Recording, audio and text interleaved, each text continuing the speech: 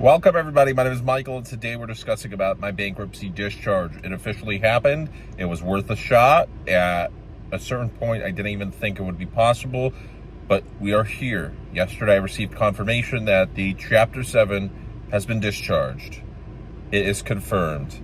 The debts that have been haunting me for a while have been discharged. Now unfortunately, due to other extenuating circumstances, it's not over yet. I'm still not at zero.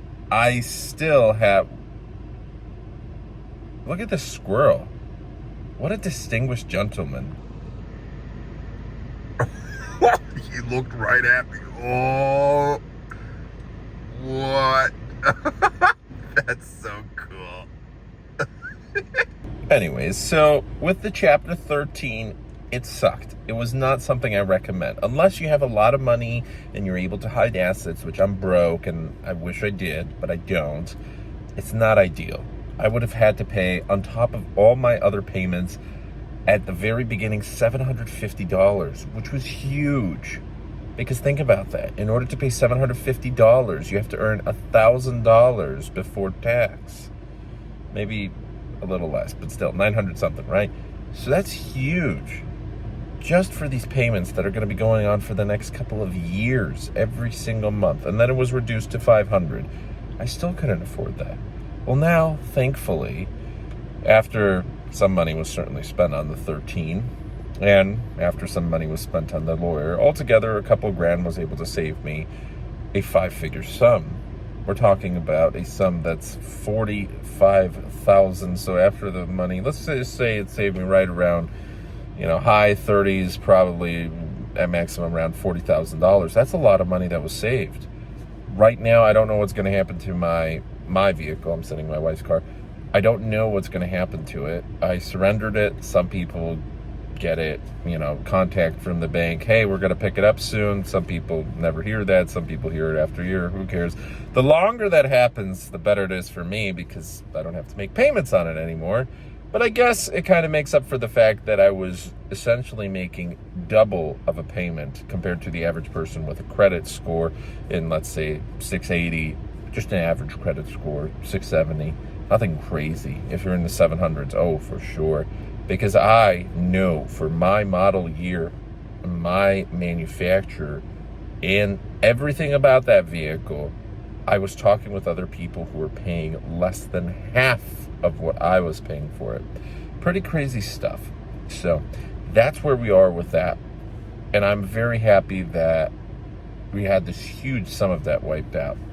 We still have overdrafts. We still have negative accounts. We still have old utility bills, old phone bills. Not old as in, more than 3-4 months, because then it would have just gone into the bankruptcy and they probably would have shut off service anyways. But some of these bills were, from 2-3 months ago, and 2 months ago, 2+ was when I had the 341 meeting, and by then it's too late to throw some of these in there. Insurance.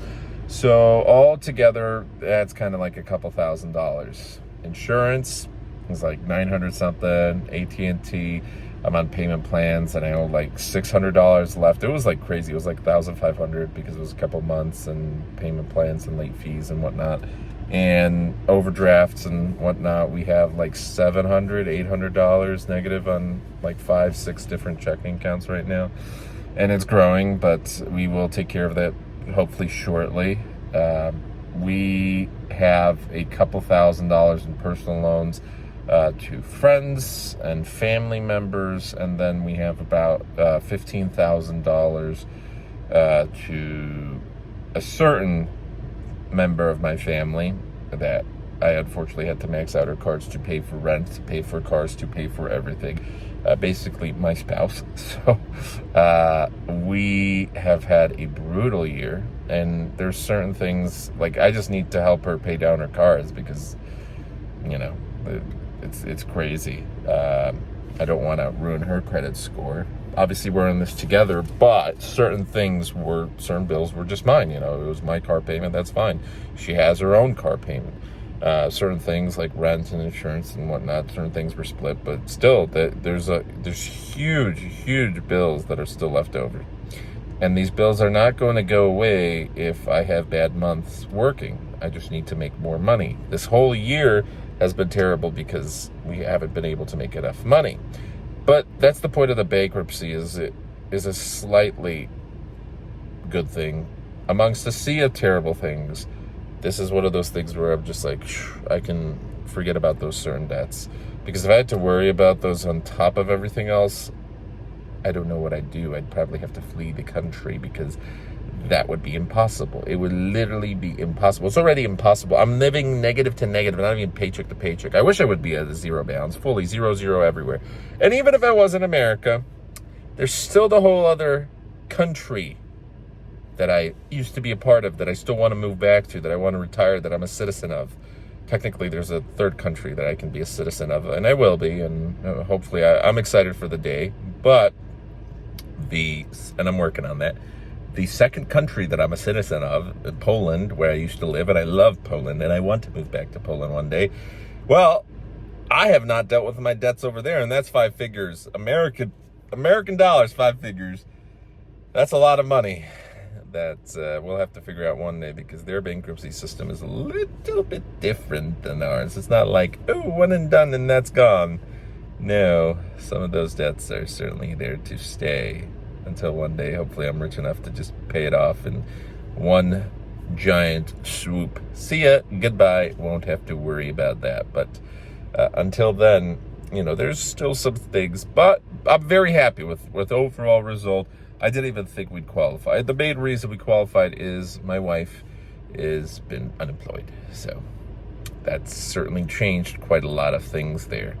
And now she's able to start looking for a job, but she has been, and the job market's not great. I've been looking, and the job market's not great. It's terrible. This month has been one of the most broke months I've ever been in my entire life. It's just embarrassing when you can't even afford a dollar purchase. You try multiple cards just to overdraft and nothing works. And, there's been days I went to work without a lunch, couldn't afford a lunch. There's been days I had to, plan out, okay, well, what about this rewards program with this application, that application, if I sign up a bonus just to have some food. There's plenty of days we didn't have money for groceries. We had to use cash advances and borrow money from friends and family and other things. And it's just like, But this year, hopefully, will be ending shortly. It will be ending shortly. And with the new year, there should be a better situation. But with all that said, finish your degree, folks. And even if you finish your degree, it's just, you have to choose a good industry, because even if you have your degree, it's very difficult for a lot of people. But I'm sure you already know that. So altogether, it is a positive update. I did want to update you that, yes, woohoo, we got it done. That is it. I don't have to worry about it anymore. But it's not like, oh, I could suddenly get credit cards. I certainly have tried, and I got rejected from even the really bad ones.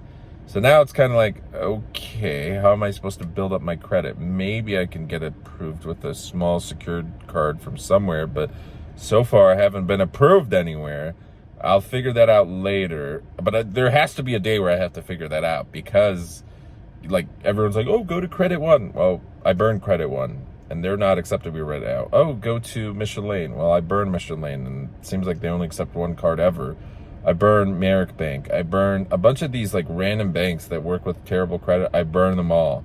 I burned Amex. I'm going to be on their blacklist for the next 10, 15, 20 years. Thankfully, I didn't burn Chase, because I didn't have a Chase card ever. But they also see that I've done so many overdrafts and have a terrible checking history with them as of recently. Same thing with PNC, a bunch of overdrafts.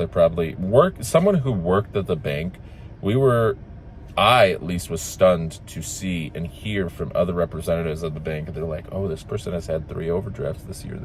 That's so much. What are they doing with their lives? And here I was the financial advisor going through bankruptcy with, probably 30 different overdrafts that were refunded and more in my life.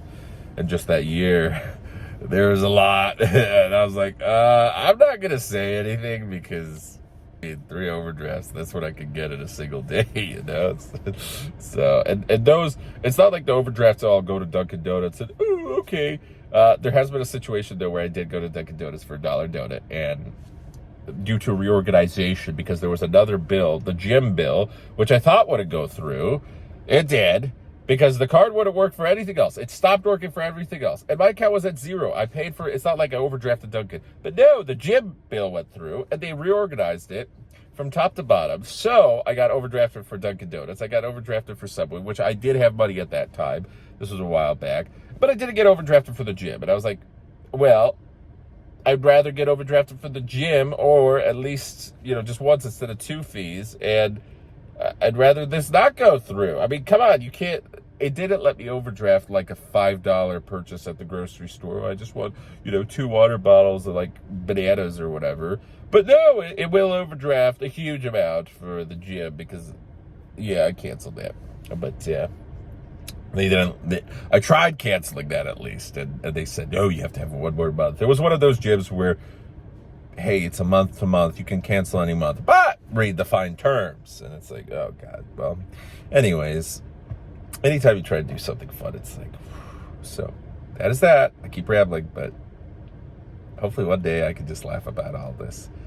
There's going to be a video I'll make when I feel comfortable with it. We will go through just everything that has happened this month. This is one of the craziest financial months ever.